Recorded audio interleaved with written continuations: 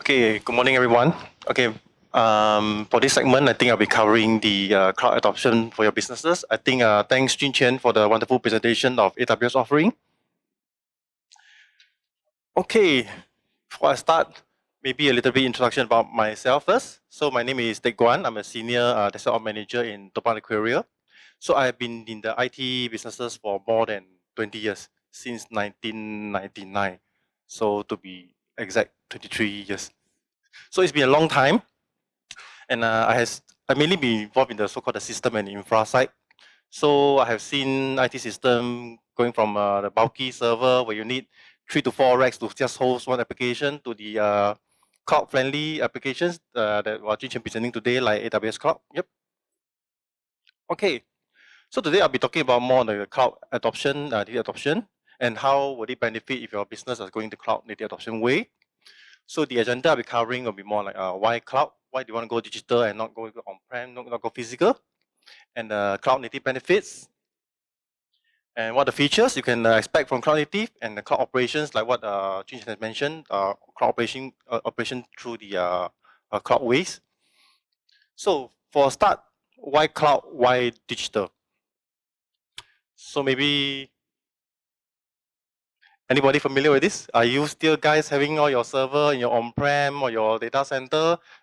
Is your FM still going on a daily routine to see whether got any amber light or hard disk failure, a cooling fan working or not, and changing the backup tapes, arranging the Cisco to come in to do a swap tape every day?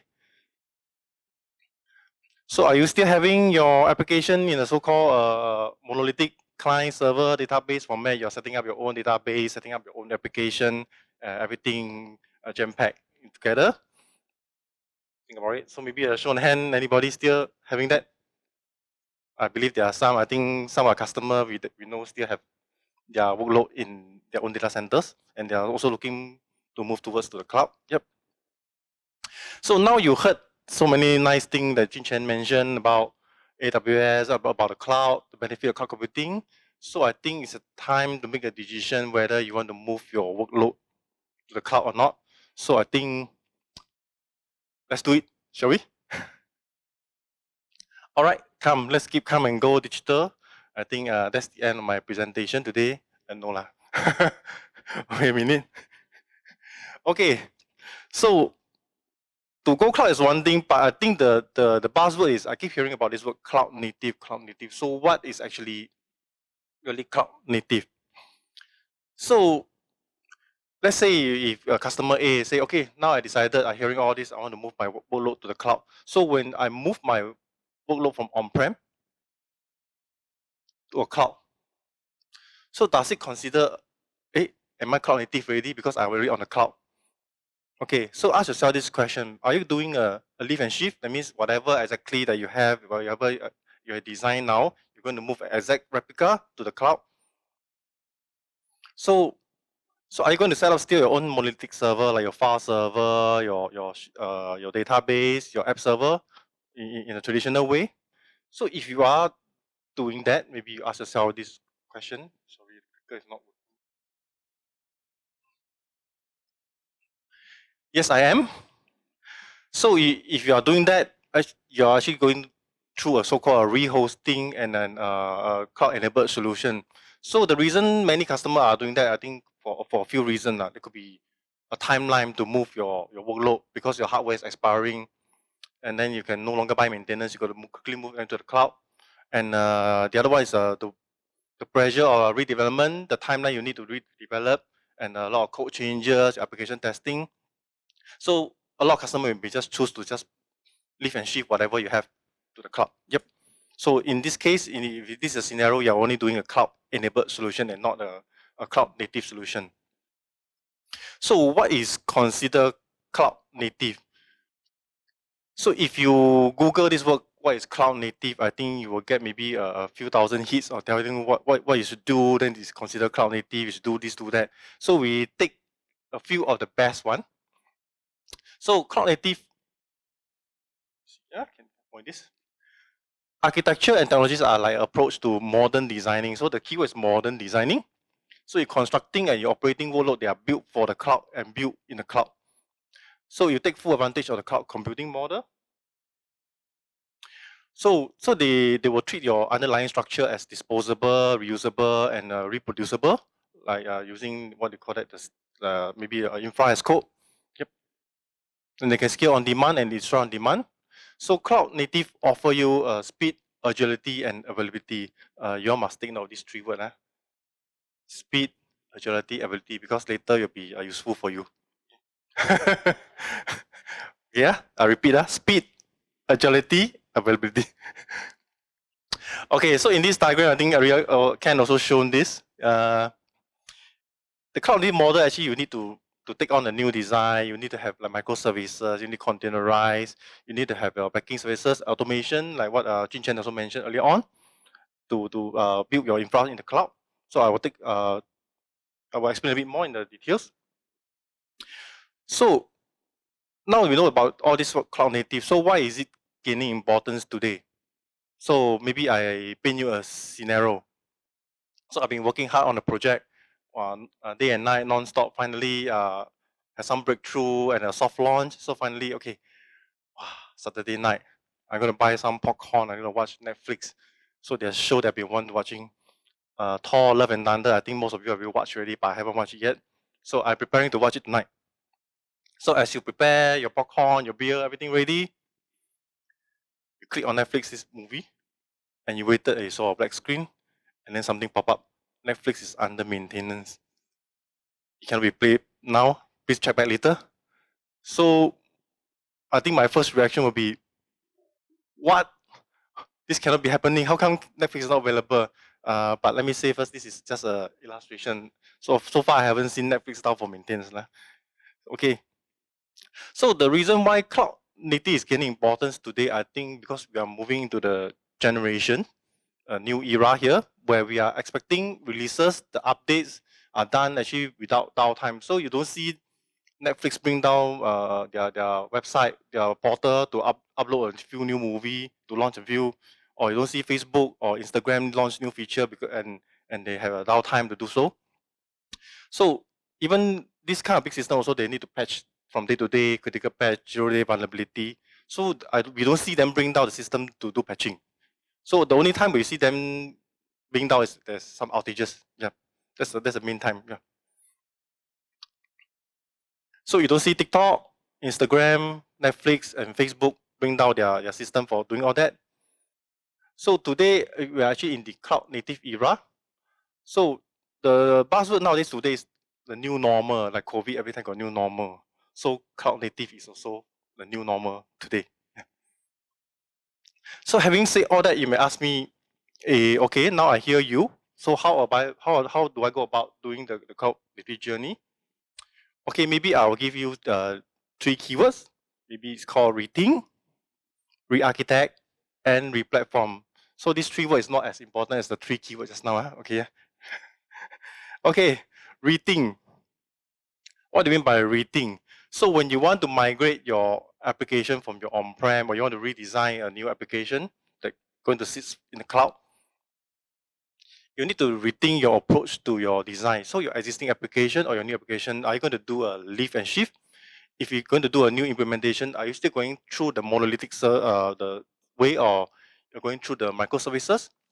And when you do your project development, are you still going through the so-called the traditional waterfall manner, or are you going through the agile method that what Ken has said earlier on, which GovTech is pushing and adopting? Okay. So when you do your deployment, are you going to do the traditional way, where you go to DAO system to upload, to patch, and to bring out your application, or are you going to go through the CI/CD way? And then there are some tools like TOPPAN, DevSecOps, Teck. We can help you do that too. And when you operate your cloud, your infrastructure, are you going to do the traditional way, like your FM does, going through every day to check this, check that, or you want to go through the cloud ops way, or doing the automation way to help you, to assist you? So I'll be talking a bit more about that later. So re-architect. So having said all that, I think when you design your application with your SA, you need to rethink how you're going to do that. So I think the way to go is going through microservices, where you break down your application into the so-called the minute services that you're offering. So it's contain a lightweight code base, where you can deploy and you can have a shorter build time. You can test it faster and you can bring out faster. So the way to bring out is to containerize your so-called your services into Dockers, your apps. So it's the ideal way of doing so because the delivery unit encapsulate all your application, your middleware, your operating system all together in one, and you can scale them up and scale them down as and when they need it. Yep. So re-platform. So that's the one way to use it is to use the immutable infrastructure that's widely available in the cloud. So it's easily reproduced, it's consistent, it's disposable. So you can use things like Terraform, CloudFormation template to actually scale up and to deploy and then to scale down your so-called your infrastructure. Lastly, of course, you need to have a cloud native orchestration platform like your Amazon EKS and your Mirantis Kubernetes service. Yeah, so that you can actually easily deploy your services, your microservices, and your containers. Okay, so what are the cloud native feature that you can expect if you're going through the cloud native approach and doing your application, your design the cloud native way? I think earlier on, Jin also mentioned about bring the cost down because in the cloud you can actually use resources as and when you need. So auto scaling is one thing. So auto scaling will help you to bring your cost of operation down. Okay, mainly because you can if you don't need those services that need to be run 24/7, you can actually scale out. Or as when loads arises like today 11/11, I believe Shopee, Lazada, all these will be very busy. So they will have been benefit from all this auto scaling stuff. So in this example illustration, so example, we have a 6 application here, microservices that's running. So there may be 4 that's maybe running Lazada, Shopee, some shopping cart here, which is more important today. So as and when, because you're running microservices, you can scale up and down your microservices on those 4 that's more on demand. The other 2 that's sitting down there and not doing anything one, you can still maintain at the so-called the number of skill set here. Lastly, your infrastructure can also scale up and down in demand on your microservices that you deploy. So this auto scaling will help you to bring your cost of operation down because your resources that are not in use actually when it's idling, you will scale down and you will reduce your so-called your operation costs. So next will be more on like a rolling update. Okay. So applications, services, and infrastructure downtime can be zeroized during this doing this rolling update. So the keyword here is minimize downtime and no downtime, like what I mentioned earlier on. So in this illustration example, I have a Kubernetes cluster. I'm doing an auto scaling. I have a 2 worker node and running your microservices here, your pods. So imagine today someone mentioned like, okay, there's actually a 0-day vulnerability on the OS that you need to patch. So you got to take action immediately. So actually you can use your so-called your Amazon machine image. You can do a critical patch and then to patch into the new machine image.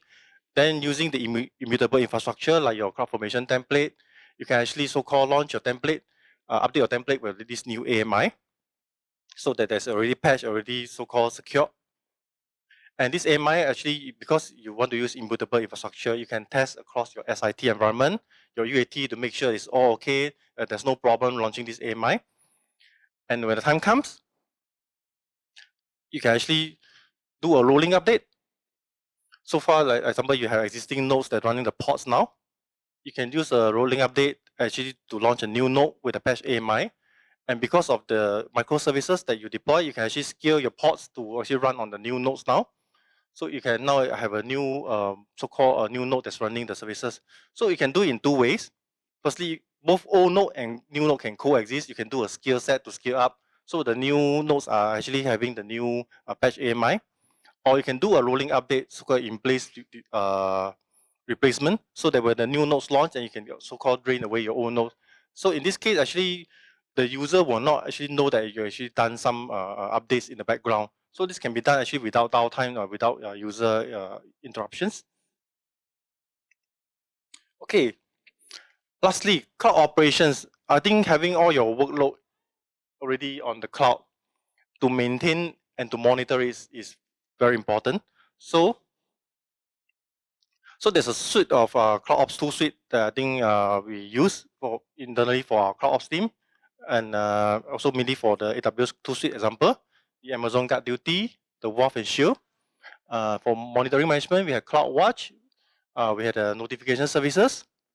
For compliance, we have CloudTrail, we have AWS Config, and some of the new tools that was being mentioned on earlier. And for platform administration, you can you leverage on like AWS backup, your CI/CD toolchain to so-called do your application deployment. So maybe I share a bit more. So if you have a application that's internet facing, of course you want to protect it from an attack. So you can actually use the so-called AWS tools like WAF and Shield. So WAF will protect you against like cross-site scripting, SQL injection, and then the Shield will protect you against the DDoS attack. So actually this does happen, so it's not subscribed for fun. So we do have project that's under DDoS attack and successfully shield from it because we subscribe to these services. So as and when on and off, these things do happen. So it's not subscribed for the benefit of subscribing. Yeah. So every month also the government will also release the IP addresses, the blacklisted, the malicious IP that you need to be blocked on your so-called your site, so that this IP will be blocked at the first level. I mean their traffic will not even be able to reach you. So what you can do is also in the WAF site you can do like a IP block set. You can maintain this blacklist IP. So as and when they release, you put into it. So when the IP is being detected, then it will just being dropped. It will not reach your application, your website at all. Next, dashboard. So I think earlier on, Jin Chen also mentioned about CloudWatch. So these are important because I think cloud dashboard is so-called to us doing the cloud operation is quicker information at a glance.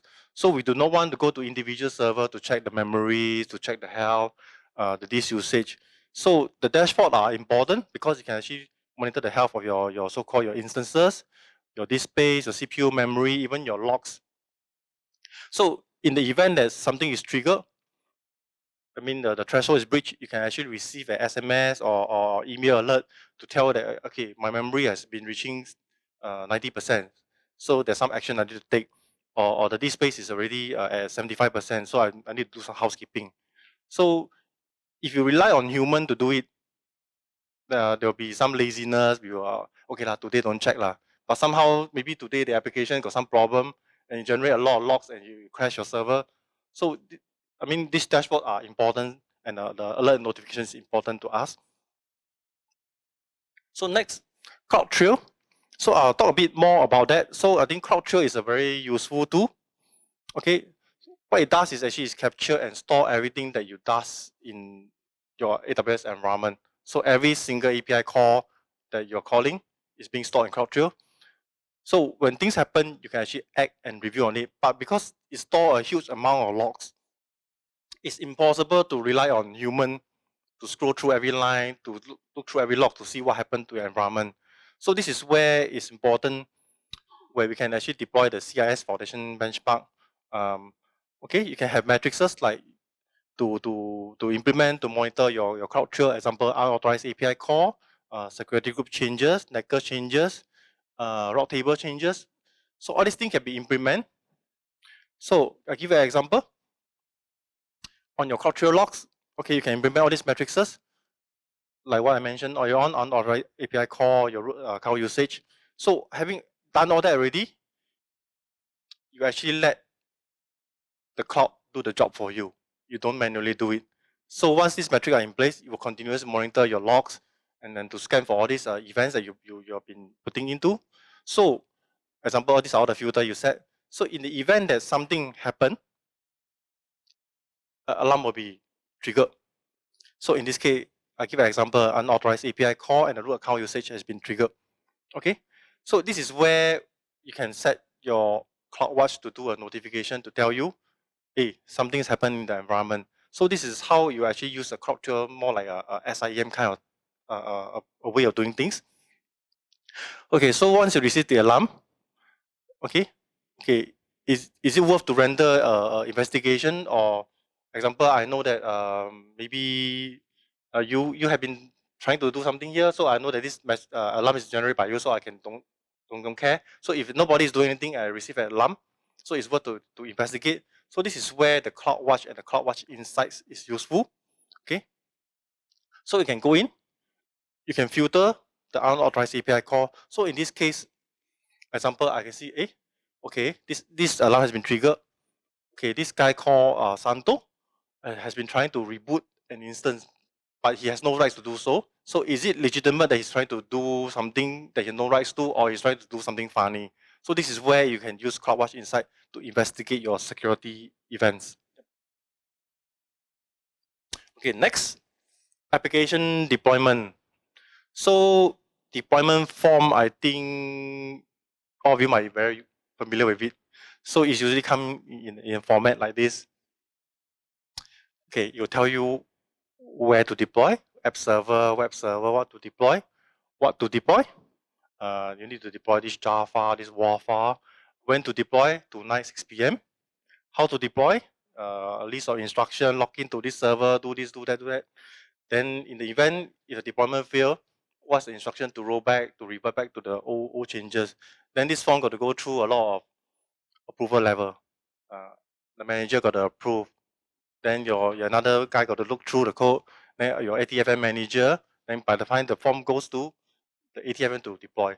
So when the guy deploy, he may not understand it, or something goes wrong. He say, I don't know how to deploy. So your deployment will fail, or you need to roll back. Okay, so this should not be the way of cloud operations in this era today. So we actually should digitize your software delivery with a CI/CD process, a tool chain that you can actually automatically deploy to the UAT, then to do a promotion to your production. Yep. Lastly, changing the way of patch management. I think all of you may be familiar. Every first Sunday or Saturday of the month is a downtime, 12 a.m. to 6 a.m., where you need to dial your server to do your patching, and then to reboot your server, and then any application urgent deployment you do through also during the same downtime. So it's a weekend burn. So after having stayed all night, Saturday to Sunday morning, your Sunday also gone already because you got no energy to do anything.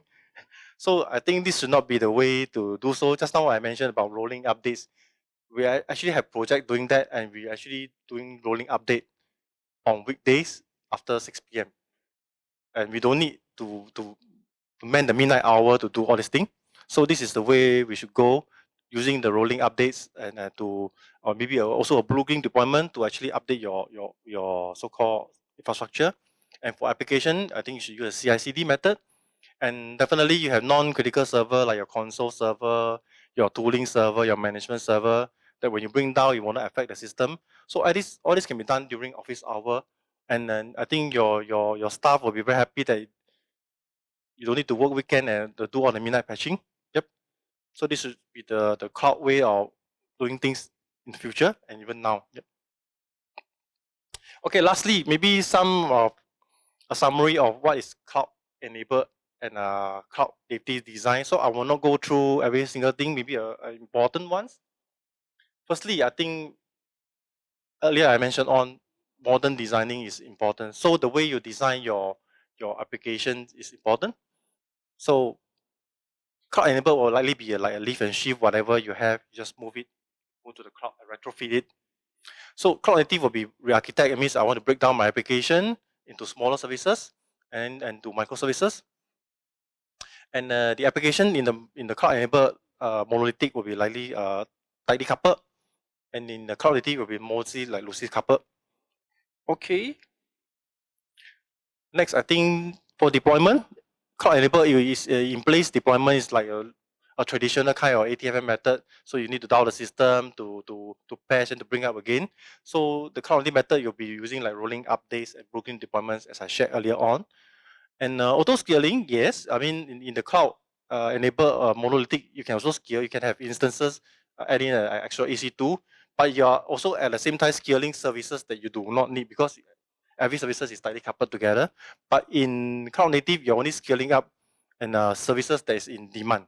Example, your shopping cart today, or some items that there's more in demand, and those more less less impact one, you will likely not scale. Yep. So cloud enabled will be unlikely to use those serverless features, but cloud native will likely be using like what was said earlier on the trace together, your Lambda function, your Fargate. Yep. Lastly, I think this picture will just give a summary of like what a cloud enabled will look like. It will be like traditional retrofit to a cloud environment, and the cloud native will likely have a like a Kubernetes. You're running your microservices, and then your database will likely be a so-called managed services and not managed by your own. All right.